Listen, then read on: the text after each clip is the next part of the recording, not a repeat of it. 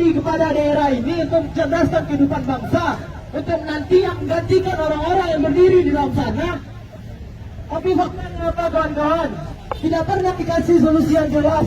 Permasalahan guru era ini bukan permasalahan yang baru kawan-kawan, sudah lama bermasalah kawan-kawan.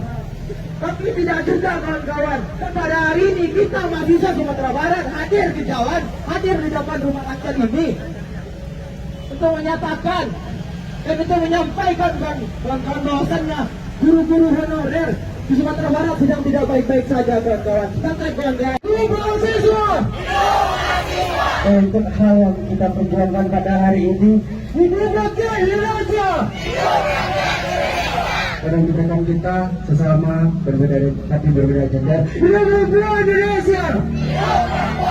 Untuk khusus untuk hari ini yang kita perjuangkan, hidup guru-guru Indonesia.